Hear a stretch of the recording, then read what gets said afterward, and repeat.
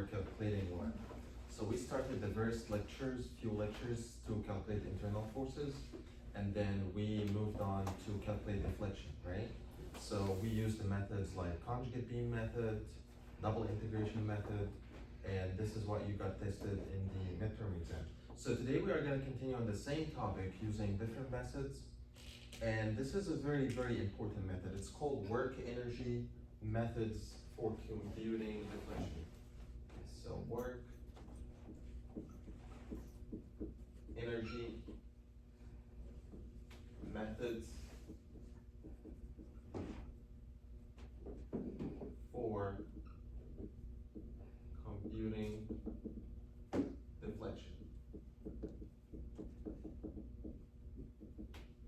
All right, so let's see. We have many methods that use the work and energy methods.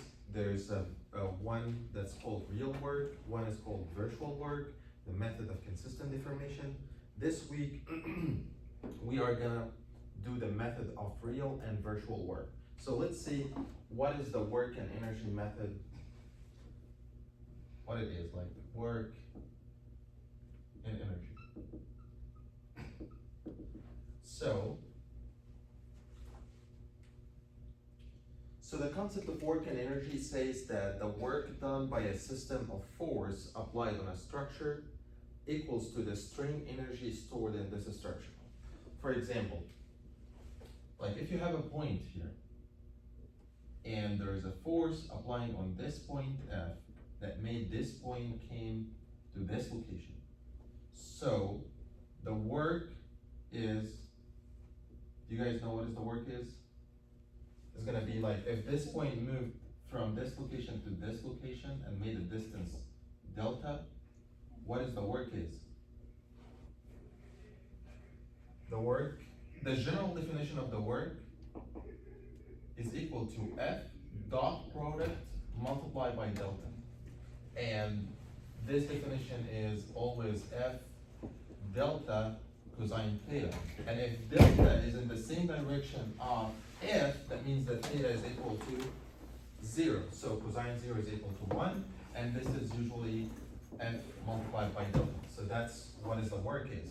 Same thing with the moment, like because there's two forces that can make work. One of them, this is my bend, and if a force is applying here, made this bend come here, so the work exerted on this bend is F multiplied by the delta that this bend did.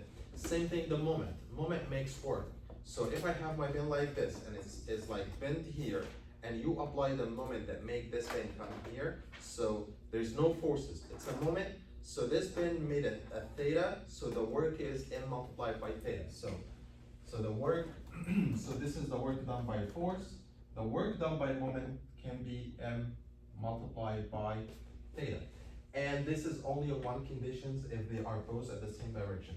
But let me ask you, what if I have a point here and I apply the force in this direction and this point moves down? Like move down in this direction and made a delta here. What is the amount of work exerted by this force to make this point move from here to here? 0. Why? Because there's no way that this force come here and make this point goes here. If the force is applying here, this should go there. So there's another force that made this point come down. Maybe it's the gravitational weight or something. So if the delta is in the opposite direction of the force, so this force didn't do any work to make this point came down here. Okay? Same thing, if you have a point here and this point moved here when you apply the force this way, like move this way. So the work done by this force to move this point from here to here is not the F multiplied by the absolute delta. It's the component of the delta in the direction of the force. Okay, that's why here F multiplied by dot product delta, which is equal F delta cosine theta, which is this component, and this is theta. So this will be, and this is delta, so this is delta cosine theta. Okay, so that's why this is the general rule of the work. Force dot product Do you guys know the dot product and the cross product? So the dot product is F delta cosine theta. Okay, with this, let's do two principles of work. Right now I'm talking about work. I'm not talking about energy or strain energy. So I'm talking about, let's move right here, work.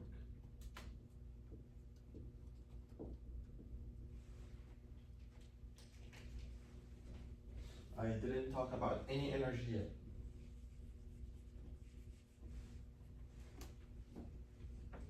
So this is work, and this is W, and this is F dot delta, okay? So talking about work, there's different ways that work can be exerted. Okay, so let's see what is the different types.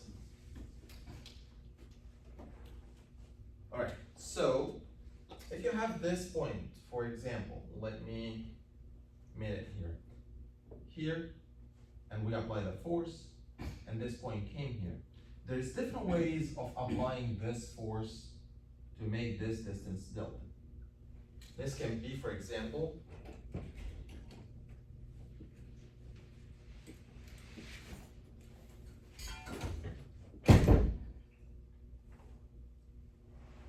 I'm gonna draw a relationship between the force F and the displacement delta. So when I say work, it's external work, something that we can see, external forces, and you can see some displacement. Like I see this, I'm pushing, there's a force, and this is moving. So I can see the force and I can see the displacement. So this is called external work. We can see it externally.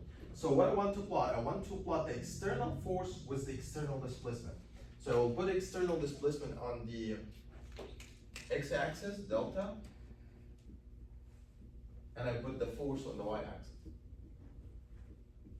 All right, so if the force is constant, it doesn't change with the delta, so you keep pushing with a constant force, like 10 ton or 1 ton, whatever. So this will be something like this. The force is constant and the delta is increasing, right?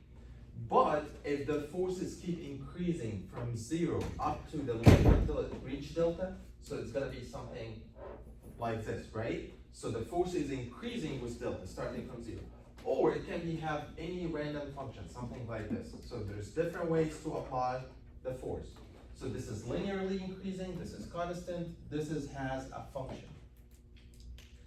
All right, so in this case, how this is gonna affect the way that we calculate the work here? So usually we say we integrate, because this is a function, okay? The force is function of delta. So we integrate F with delta. So when you integrate this linearly, do you guys know that the work is the area under the curve? Because we say the integration. So all right, so the general rule is of work is the integration of the force multiplied cross product with delta. Okay, so this, and when I wrote this is assuming that F is constant. But if F is not constant, so I need to do integration because it keeps changing over time, okay? So let's see how this is gonna impact that.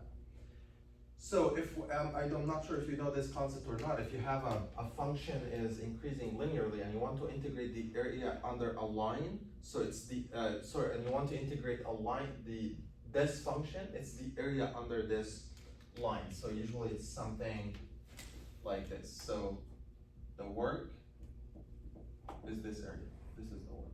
Same thing here. The area is the work. If you integrate, it will be the same thing. So here, work is equal to half, because this is a triangle, half F multiplied by delta. If I'm calculating the work here, the work is gonna be F multiplied by delta, because F is constant, okay? All right, how about this one? This has a force, like this one, like the force is function in delta. So what I should do, I need to do like pure integration. So I need to take a strip here, it has very, very small, tiny, infinitesimal size, d delta, and I need to integrate the function f. Let's assume that the function f, for example, is 6 delta squared plus 1. So you need to integrate this one with this one. So this will be equal to the integration of the force f, which is function in delta, multiplied by d delta, from 0 over the length of delta. Okay, so this is the general rule of work, okay? All right, what we are gonna do in this course, we will assume that the force is increasing linearly with the distance, so we might stick with this one and we not consider these two, but I'm just like giving you how the work can be calculated in different ways based on how the force is applying on our element. So sometimes the force is constant, sometimes it's increased linearly, sometimes it has function. Okay, so this is what is all about work. So let's move to the strain energy. All right, so let me write it here. Number 2, strain energy.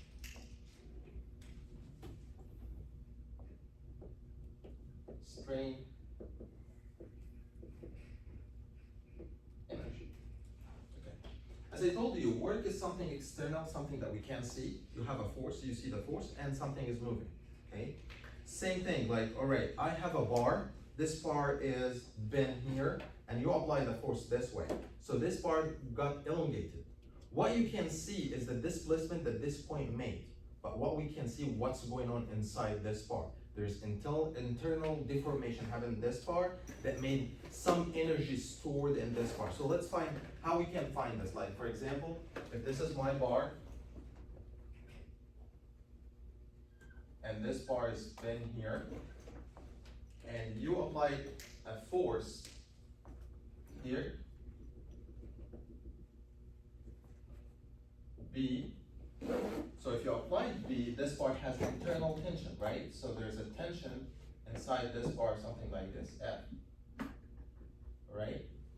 And this is an external delta, but also it's internal, because when I say external displacement, that means this point moved from here to here. So this is delta, the movement of this point. But what is internally here, this bar got elongated by delta L. So if the bar has a total length L, so this one is delta L inside the bar itself. And if you want to calculate the work inside this bar, sorry, the strain energy inside this bar, so the strain energy, we call it U.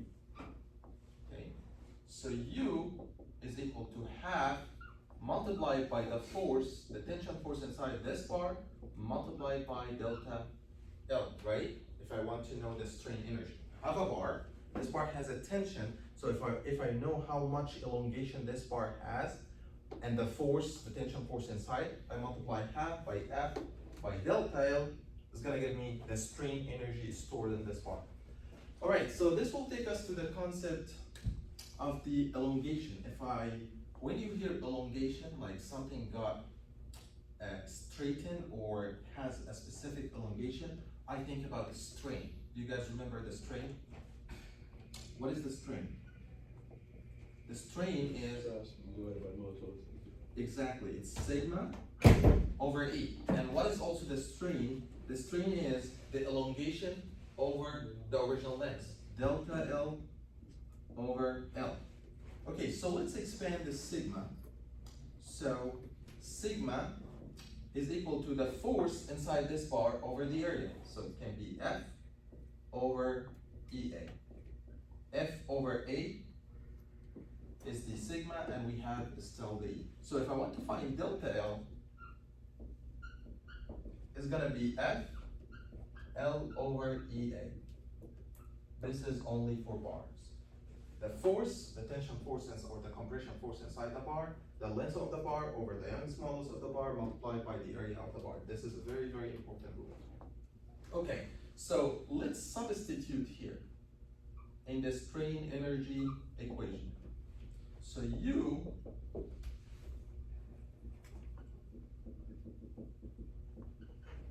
is gonna be equal to half multiplied by the force inside the bar multiplied by F L over EA.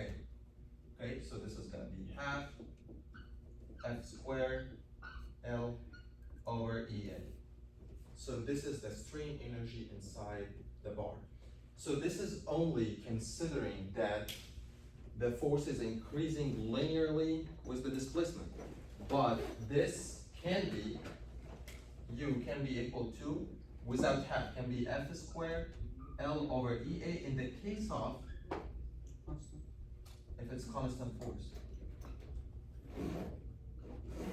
This in the case of linear increasing force. But don't confuse yourself with this. We are gonna stick with this, assuming that the force is increasing linearly, all right? Okay, so what if it's not a bar? What if it's a beam? Let's do right bar.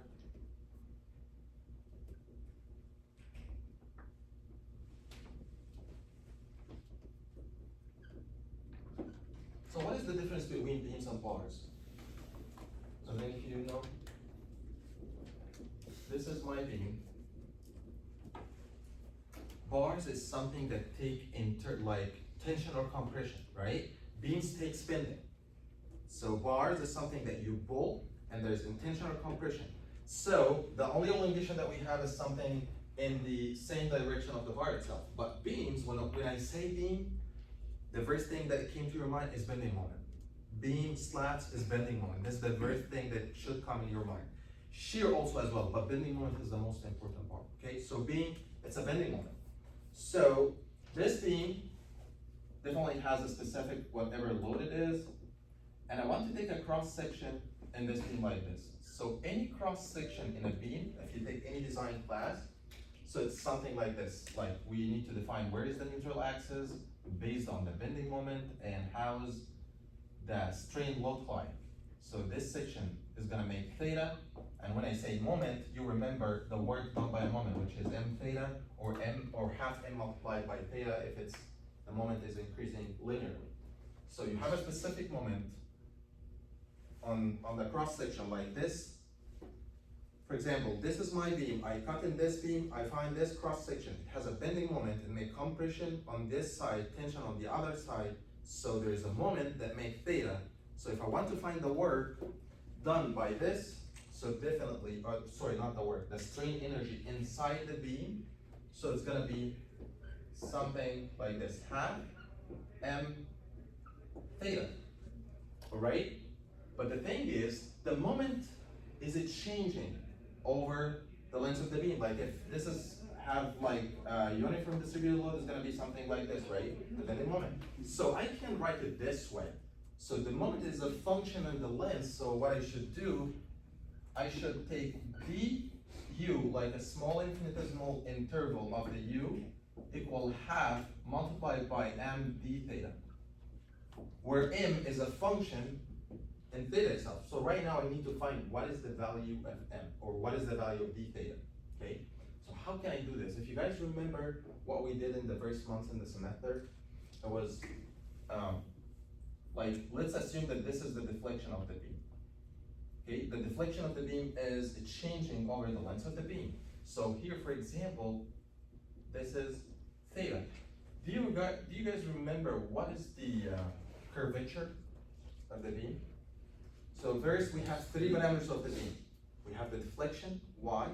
We have theta, the slope, which is dy dx. We have the curvature, which is d theta dx, right? D theta dx.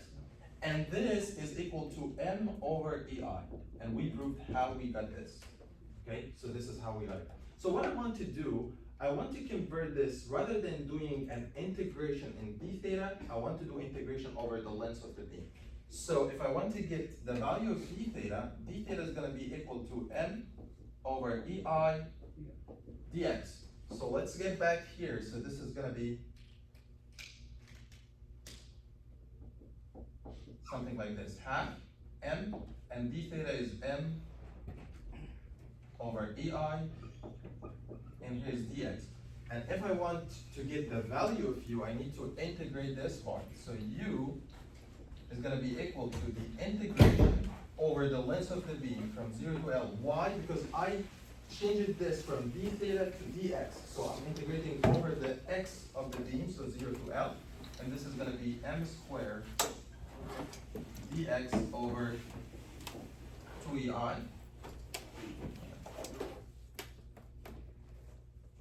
M, and we have over dx, it's the same thing, m squared. Right? So this is how the strain energy look like for the beam, and this is how the strain energy look like for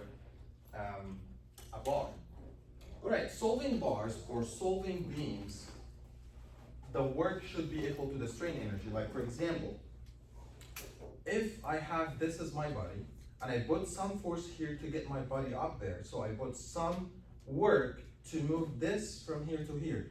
So the work transferred to potential energy inside this. So the energy stored in this body is equal to the work that you put it on, same thing here. The work should be equal to the strain energy, which is U. All right, so let me put this in an example so that you can know what I'm talking about. Deflection by work energy method.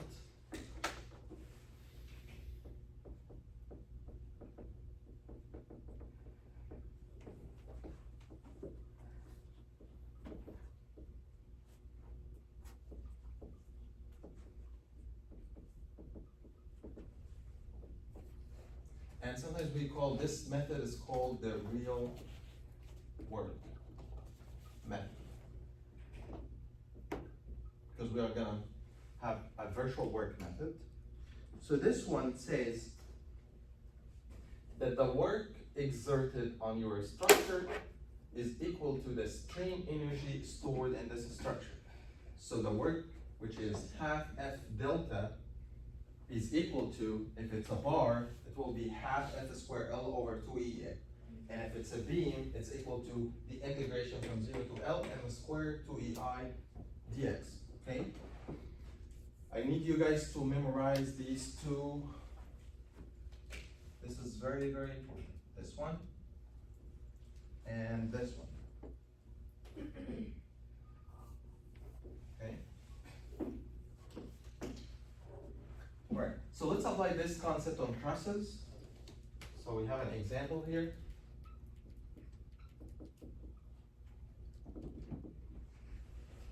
We have a very simple truss.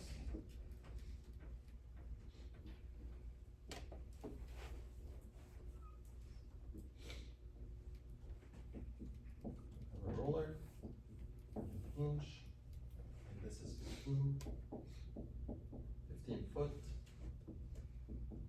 20 foot, and we have a force applying here 30 kicks. All right. So you have this 15, this is 20, this is gonna be 25. First, you need to solve this to get the internal forces. Right now, the question is asking you before we get to the internal forces. So it says using the method of real work. Using the method of real work. Determine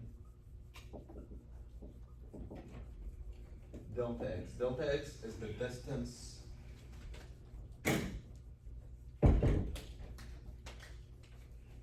when you have 30 kits is applying this way, this point is gonna come somewhere here, for example.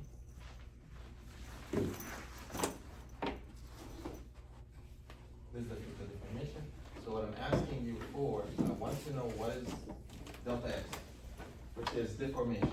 I want to get the deformation delta x. How I knew about the deformation? Because I know this is a roller. You have 30 kips this way, so this is when it moves. This one is restrained, can't go anywhere. So this point is gonna stay the way it is, but this one is gonna be pushed away. So it's gonna make something like this and a little bit of delta y, okay? All right, so, but I need to know some parameters, because if you look here, when we deal with bars or trusses, bars is trusses, it's the same thing. When I say truss, the truss is a bar because it only has normal tension compression. So any problems that we are working with deformation, we need to know the Young's modulus of the material that we are dealing with and the area, okay? But if we are working with bending moments, so definitely I need inertia, okay? Right, so it's given in this problem, all bars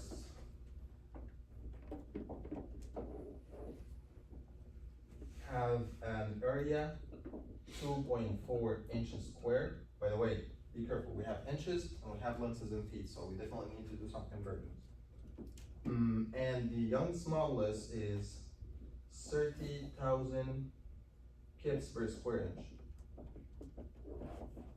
Right, so this is the problem. And what we are asking for, we need to get the delta x, the deformation delta x. So I'm gonna use the real work method and make the work is equal to U. So the work is external. So we need to find what are the external forces and multiply it by the displacement, okay?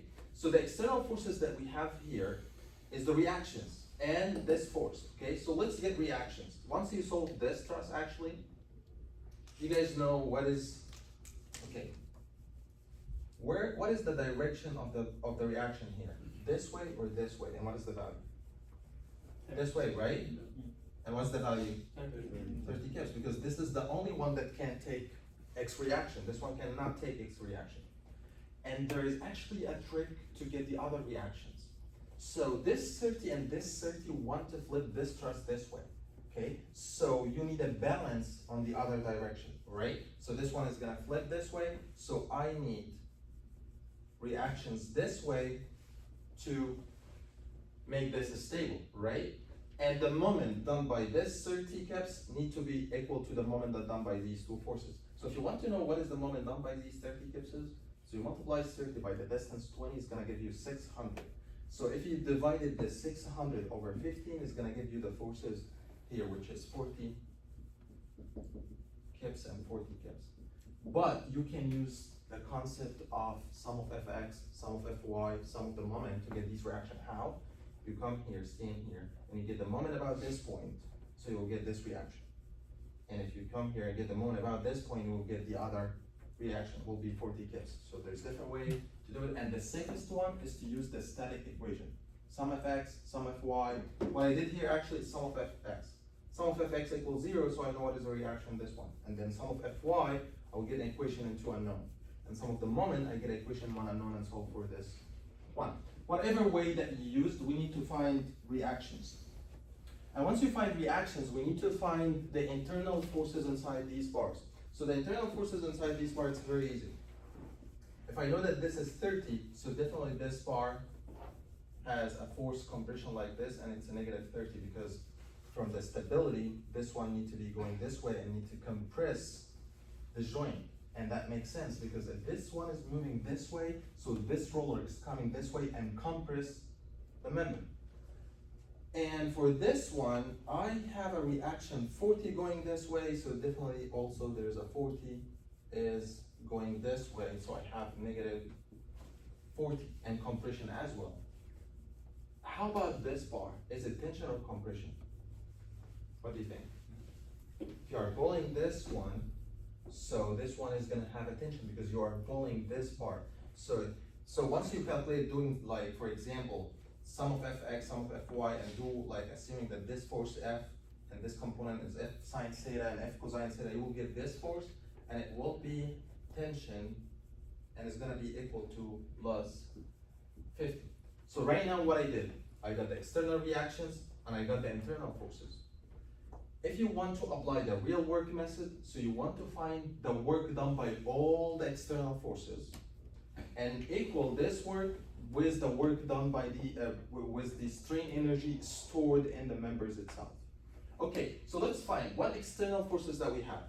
I have this one, I have these three reactions, okay? So let's get the work. So the work is usually half sum of half B multiplied by delta, right? Let's see. We have a reaction here, but this point move down. Is there any displacement going down? 0, right? So if you multiply this reaction by delta equals 0, so the work done by this force is equal to 0, right? How about these two forces? These 2 points didn't move anywhere, okay? So the work done by these two forces, two reactions, is 0. So I will be only left with this 30 kips. Because when I apply the force here, this point moved this way. So this is gonna be equal to half the force B, which is 30, multiplied by delta x. But what if I told you that there is a settlement when I apply this force, there's a foundation settlement in y direction with 2 centimeters or 2 inches. So right now you have displacement at this support and you have a reaction here, so you multiply the displacement by 40. We are gonna get to the displacement in a few minutes, but I'm just like let you know that if the force, like for example, you apply the force on this body, but this body didn't move, so there's no work. But if you apply the force and this body moves, so there's work, you have done some work that make this body move. But you'll tell me, okay, so how I apply force and this body can't move because you have a weight and this weight make friction, and this friction you need to overcome the friction so that the body can move. Once you overcome this, so the body is gonna move, right? So that's what happened in these two supports. Like you have a force going down, but this support didn't allow any displacement this way, so the work is 0. And these two didn't do any movement, so the work done by the reactions are 0. And usually the work done by the reactions of the supports are equal to 0, because if you have a fixation, same thing. You have a moment, but the fixation doesn't rotate. So all the work is 0. So usually the 3 points that can move and have some forces, so there is some work done at these points. Okay, so right now I got the work. Let's get the strain energy. The strain energy, we have 3 bars. Each bar has, for example, has deformation and has internal forces. So all the 3 bars has stored the energy. And if you look at our problem here, if you want to get the strain energy at any one of these members, you multiply half F squared, which is the internal force in the bar itself, multiplied by the length of the bar over the Young's modulus, multiplied by the cross-section area of the bar. Okay, and since, let's write it here, here's the strain energy U, which is the summation of half multiplied by F squared L over EA. EA is constant for all members, and that will make the problem much easier. So 2 multiplied by 30,000 multiplied by A, which is 2.4 inches. So right now I accepted to go with skips inches squared. So anything in feet, I'm gonna convert it to inches. So I'm done with this part. Let's do the other part. So I have F squared. The first member, let's get this one is 50. So 50 squared multiplied by the length of this member. Since this is 15, 20, if you did the Pythagorean theory, so this one is going to be 25. Okay, so you'll have 25 squared plus this member has internal forces -40. So if you did -40 squared, it's going to be like the same as 40 squared multiplied by the length of the member, which is 20. Get to the next one. 15. The 15 has -30, so it's gonna be 30 squared multiplied by 15. Am I missing something? Yeah, so right now we're done. You have to convert it from feet to inch. Yeah, I have to convert it from feet to inch. So this is 20, oh sorry, this one shouldn't be squared. Yeah, 50 squared multiplied by 25, 40 squared by 20, 30 squared by 15, and I have to multiply all these by 12. Why? Because I need to convert these 15 from feet to inch, this 20 from feet to inch, and this 25 from feet to inch. So I got it out by 12. So when you solve this, you will find that delta of, right, so this is U. So what I'm gonna do is, so right now I got U, I need to make W equal to U. So when you do W equal to U, like you can put it here, half 30 multiplied by delta x, because what I want to do, the external work equal to the strain energy, and I have this half 30 multiplied by delta x, and I have the U is this part, so I make work is equal to the strain energy, and what I want to get is the delta x. And then you will find that delta x is 0.6 inches. Does any of you have any question? All right, so what I do, I get the work. The work is half the force multiplied by delta. Okay, so once you get it, it will be functioning delta x since I know the force, but I don't know the deformation. And you get the strain energy, and the strain energy is all the energy stored in all members. So if you have a big truss that has 10, 15, 20 members, you will have to get for all these members. And that's why we make tables to get the energy. I'm gonna gonna show you in a few minutes. But this, since there are three members, it was very easy. And then I multiply F squared by L over EA. Okay, so this is for the concept of real work.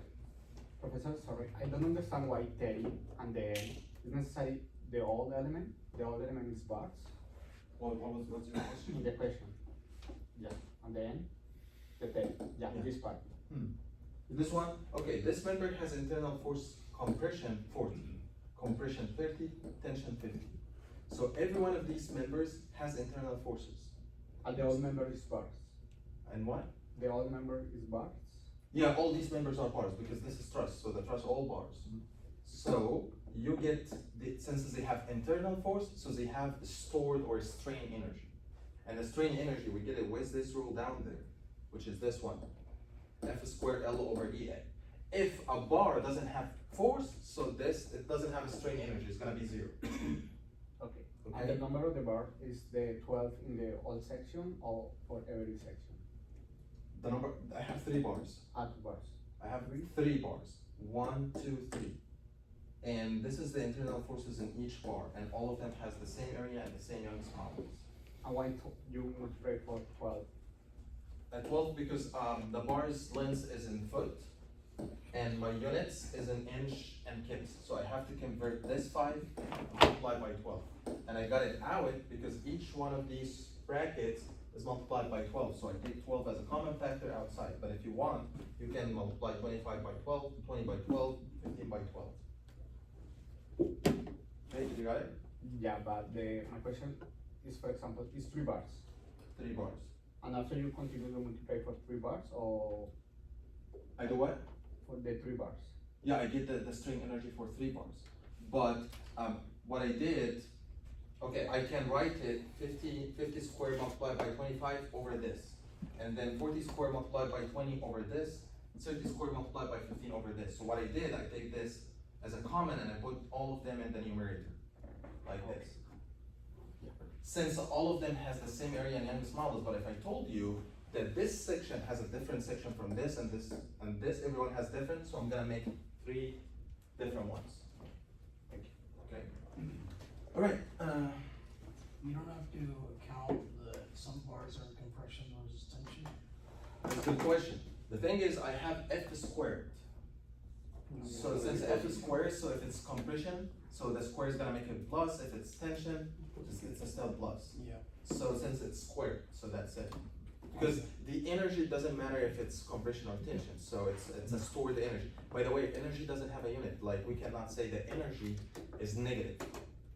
Okay, so if for example, I asked you in an exam, I told you calculate the strain energy in this truss, and you got it like negative 20, so that doesn't make sense because the energy never a negative number. Okay. So that's why the F is squared. Okay, let's get to.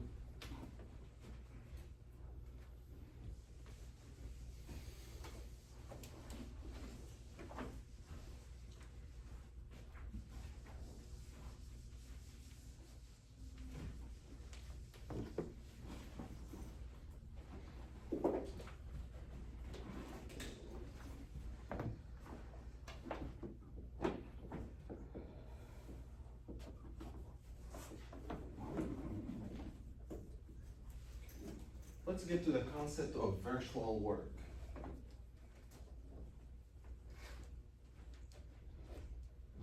Definition.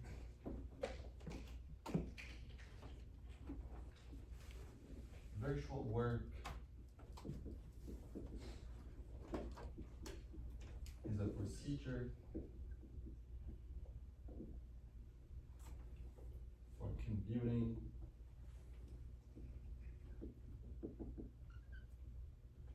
a single component deflection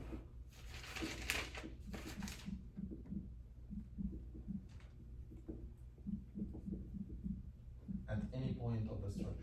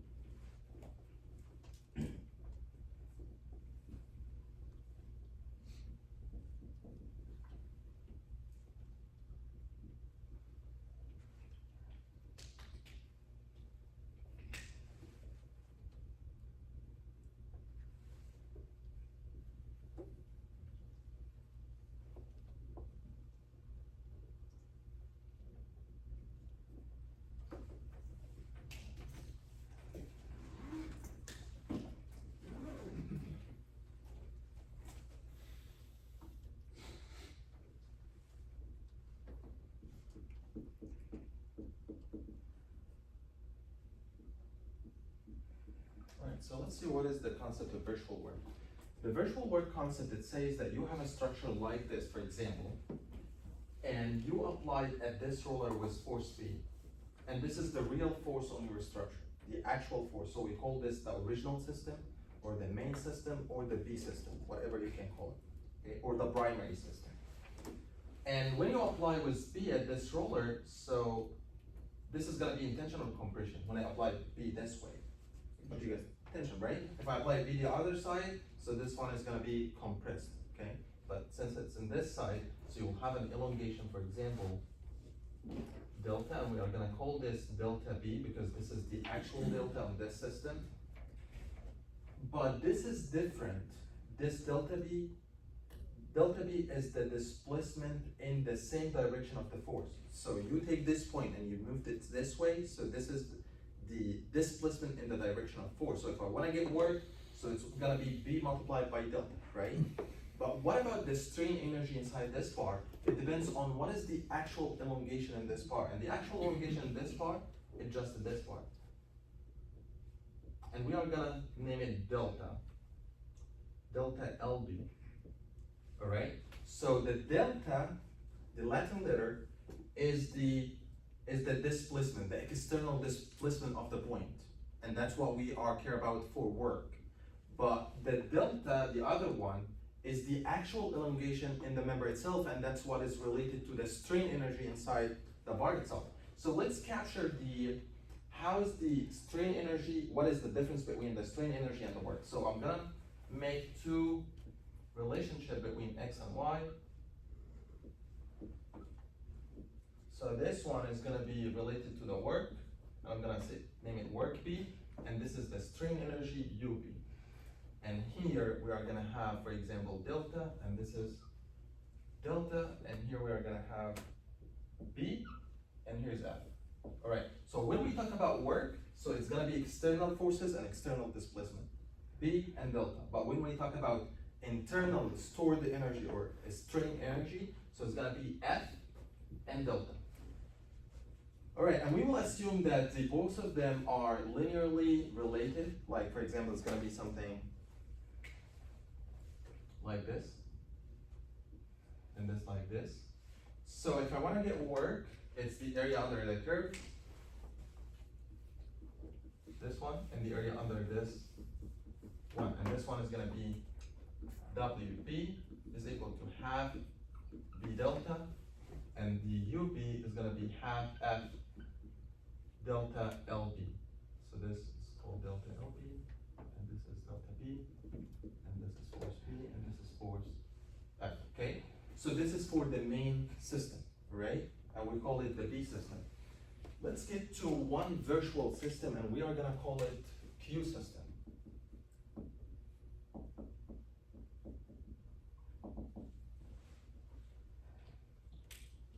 So, the concept of virtual work, it tells you if you want to calculate a displacement at any point of the structure, apply a unit load at this structure, or apply a virtual load at this structure, and we're gonna help you to get this displacement. Somehow it's gonna make it much easier. So how we are gonna do this? So we are gonna assume that we have a virtual load Q here. And definitely, usually the Q is less than this load. In our standards or the standard method, we put always the unit load 1 ton, 1 kits, 1 Newton, whatever, it's unit load, okay? So this is gonna be, for example, something small like this, like it's gonna make a delta small, and I'm gonna name it Q, and Q is equal to 1. So I'm gonna have something like this, small delta, and here, so I'm gonna have this is external delta, I'm gonna name it delta Q, and this is the internal deformation, and I'm gonna name it delta LQ, all right? Okay, so same thing, what we did here was the relationship between energy and, gonna have B, delta,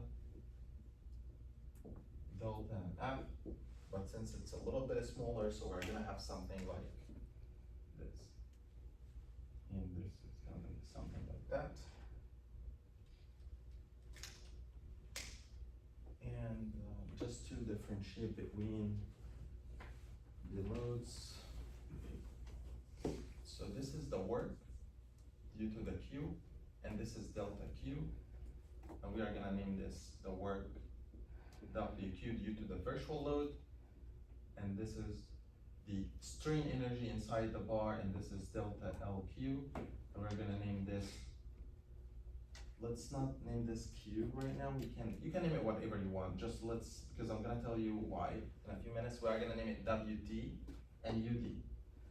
All right, so what is the difference between these two systems? It's the same thing, but the difference is this is an actual load, 10, 100, 1000, and this is a virtual load, 1. Okay, so it's like simplifying the problem. So rather than having a big load, having a small load is the same thing, but with different forces. If we are going to want to get the same thing, the work done in the virtual system is going to be WD half B, the load is Q, so it's not B, so let's half Q multiplied by delta Q, and the UD is gonna be half the force F, and let's say F Q. By the way, the force F is the force inside this member, either tension or compression, okay? So, and when we said F here, it is in the main system, and we can name it FB, so that we can differentiate between the internal force in the B system and the internal force in the Q system. So FQ multiplied by delta LQ, right? So we have a B system and a Q system here. So what if we combine these together? Like what if we applied by Q and B plus Q? Like we have the combined system here, and we are gonna have a force here that is equal to B plus Q. Same thing. This is gonna make a bigger delta, like this.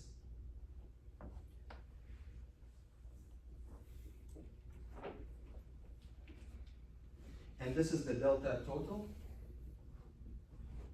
And this part is gonna have an elongation with delta LT. And let's name it here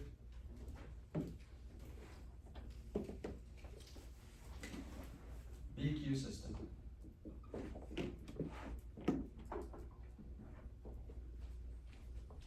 And let me draw the relationship here. Like, let me write B and delta.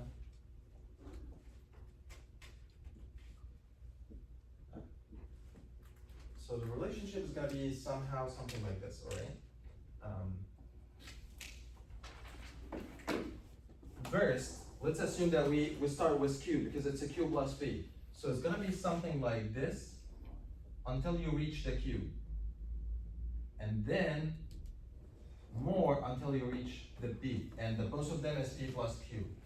Same thing here, the internal force is gonna be something FQ until you reach the FQ level, and then you keep continue until you get to the FB. All right? So, I mean, like, this part is Q and this part is B. And this part is FQ and this part is FB, all right? And this is the same thing. You will be left out with this area, which is this part, the WD. And you will have this part, which is the actual part here, the WP. The work done by, this is WP, and this is WD. So this is work. Let's see how it's look like on the strain energy bar. This is the strain energy UD, and this is the strain energy from the virtual system UB. So what we have left out is this part, this green bar, and this green bar. Since you applied Q here, but let's see what happened. You applied by the force until you get the Q, and then the Q start to be constant, and then you applied P. So that's what you will be left out with this. And we know from this part, like the work done by this part is equal to this part, and this part is equal to this part. And the area under this one should be equal to the area under this one. So the lifted area here, the green bar, should be equal to each other, right? Okay, because what we proved over there, that the work done by Q is equal to the strain energy stored by Q. And the work done on the main system B is equal to the strain energy in the main system B. And if these two areas, the three areas are equal, so this one is equal to this one, so this part is equal to this part. But we are gonna name this part WQ, and we are gonna name this part is the UQ. How we can get the value of WQ? Do you guys know how we can get the area of this part? Alright, let me just write something. This part is delta Q, and this part is delta B. This part is delta LQ, and this part is delta LB. So what is WQ? How can I get the area of this triangle? Q multiplied by delta B, right?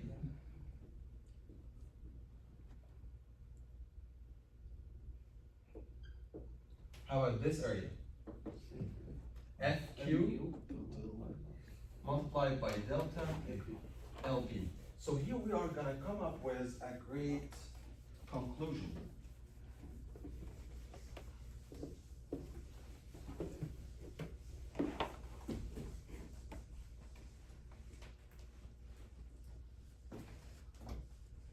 Well, what I did here is just a little bit of manipulation with the work strain energy relationship. So I start with the main load B, and I got a relationship that the area done by work is the same area done by, is the same like strain energies, they are equal. And my virtual load is equal to, the work done by my virtual load is equal to the strain energy is stored inside this part by the virtual load. And then I applied both of them at the same time. So I got a relationship between this triangle and this triangle. And that means that I can say that WQ is equal to strain energy UQ, and we just said that Q multiplied by delta B is equal to FQ multiplied by delta LB. So I relate my virtual load, that's what I'm trying to do. I relate my virtual load to the actual displacement in the structure. And I relate it to my virtual strain like my virtual internal force with the actual displacement in the structure. Okay? Because here, both of them are isolated. There is no way to relate my virtual load with my main system. Okay? So this one, a main system exerted work is equal to the main system strain energy. And this is a virtual system. So the way to relate them is to use this rule. Okay? So don't forget this. Q is virtual, B is primary system. Okay? FQ is a virtual internal force. Delta LB is actual displacement inside your member. Okay? So don't forget this. Okay? The Q and the B.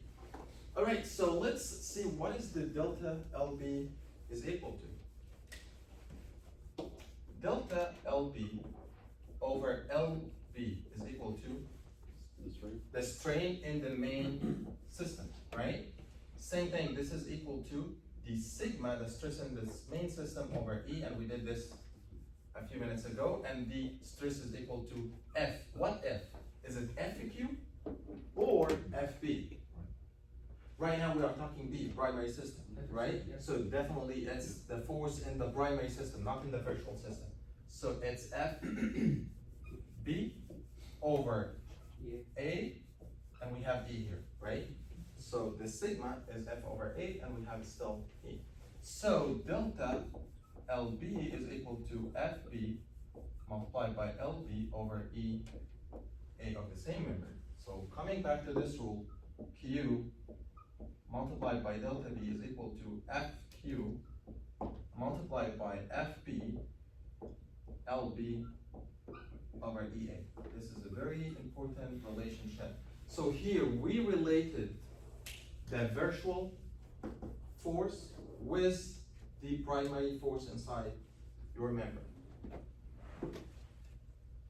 And if we have multiple members inside our structure, like the truss that we have here, so it's the summation of Q delta B for all members equal to the summation FQ FB LB over EA.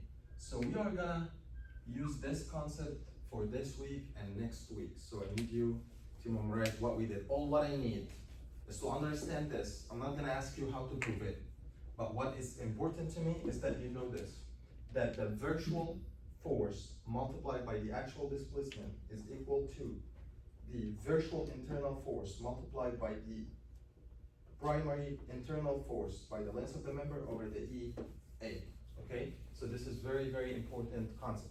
Okay, let's use this concept in an actual problem. So, okay, example.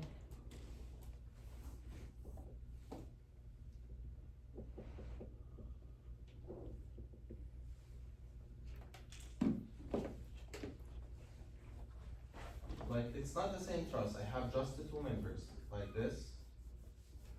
And I have hinge here and hinge here. And this is 16 foot. And this is 12 foot.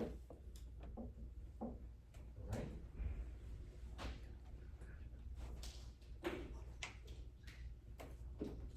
And we applied a force, okay, this is A, B, C.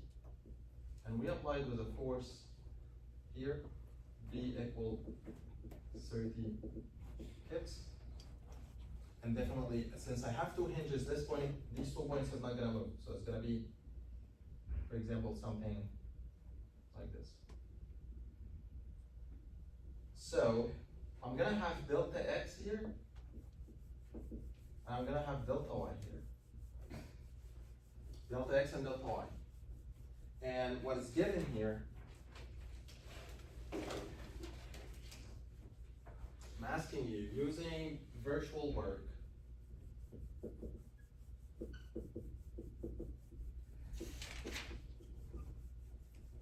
compute the components of displacement at B.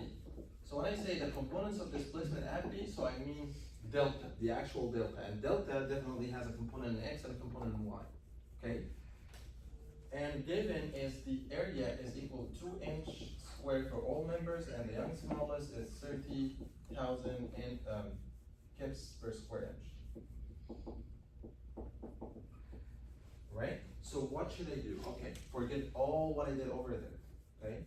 Now let's see how we can solve problems using the concept of virtual work. Because here I'm saying virtual work, don't use any other method.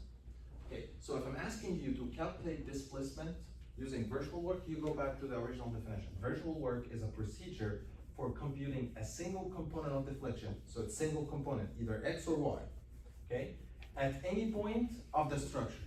So what we do, if I'm asking for a component, we will get it one by one. So let's get X first. If you want to get X, you have the main structure like this, hinge, same structure, okay? And clear all the load and put one virtual load in the X direction like this, equal to 1, right? So this is a virtual load Q. If you want to get delta Y going down, so I'm gonna have something like this, and I'm gonna put 1 down. I can't get 2 at the same time. I need to separate them. You put 1 virtual load here and 1 virtual load. This one is gonna get you the displacement in X. This one is gonna get you the displacement in Y. And then I'm gonna apply this rule. But before applying this rule, I need to know what is the internal forces and what is the external reactions for each one of these systems. So I have a main system, I have two virtual systems. If I ask you to get only delta x, so it's gonna be only this system. If I ask you to get delta y, it's gonna be only this system. So for each one of these systems, you are gonna do a basic structure analysis. What is the basic structure analysis? You get reactions, you get internal forces. So once you solve this structure, you are gonna find out that the reaction here is 40. Okay, so I'm gonna have 30 this way, so definitely there's 30 this way. And this one is gonna make moment this way, so definitely the reactions here this way. 30 multiplied by 16. Okay, I don't know why, but once you solve, okay. No, actually this is not 30. Why? Because There's two hinges, right? So if you want to do it, you need to get the moments here and get the moments here.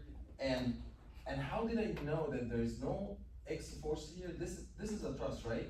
So truss, it's all intermediate hinge. So you have an intermediate hinge here. You get the moment right and the moment left. So you will end up with getting, this one is going to be equal to 0. And you will have X here is 30. Okay, so just solve it. Sum of X, sum of Fy, and use the moment at the intermediate hinge to get the force here. If you want to prove it, you just like take the moment for this side only, so you will end up having this multiplied by 0, and this is gonna be multiplied by 0, so it's gonna be x multiplied by the arm 16 is equal to 0, so x is equal to 0, so we'll end up having the value here. And this one, the reaction is gonna be 40, and 40 once you are done with your structure analysis. If this one is 40, so I have compression here, negative 40, and once you solve this, member is gonna have tension plus 50. That's the verse for basic structure analysis of solving any truss, okay? You get reactions and you get internal forces. You will do the same thing with this one. You solve and get reactions here, you will get, there's a 1 here, and this is one is gonna move moment here, so I have something here, and this once you solve it, 4/3 and 4/3. So you will end up with having negative 4/3 compression, and this one is gonna be tension, and it is plus 5/3. This one is one like this, so the only reactions, what is the reactions here? 0, because you'll only have reactions 1 here, and this member is gonna have 0 internal forces, and this one is gonna have negative 1, alright? So, the steps is like this. I ask for delta x, delta y, you write the two virtual system, but 1 unit load in the x direction, 1 unit load in 1 direction, solve basic structure analysis. Then apply this rule, the one that I wrote here.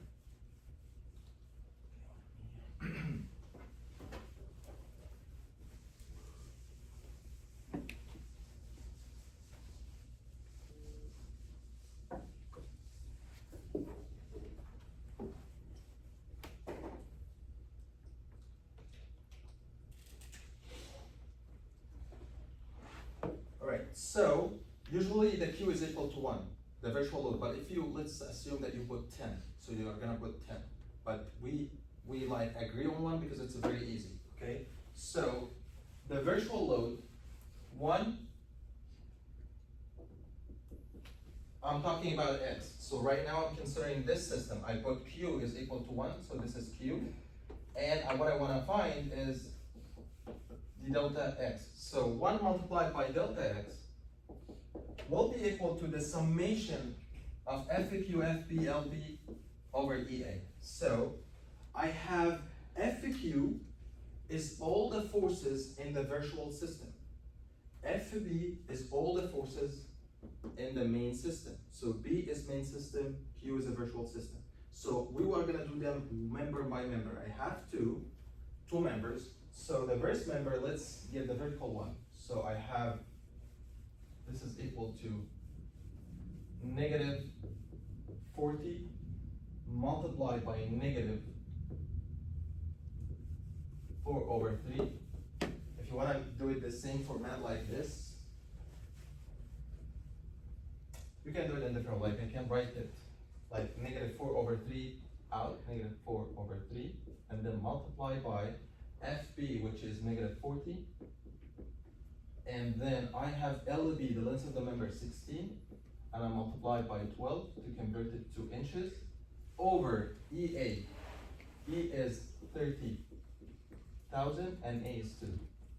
This is the first member. Let's get to the second member, which is this one. The second member, so I will do plus, and then FQ in the second member, it's positive 5/3,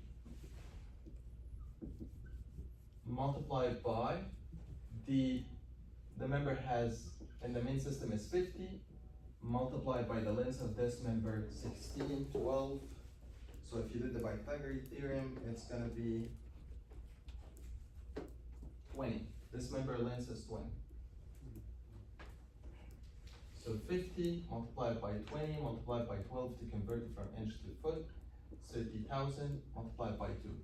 Right? Is that clear? 5/3. Hmm? 5/3.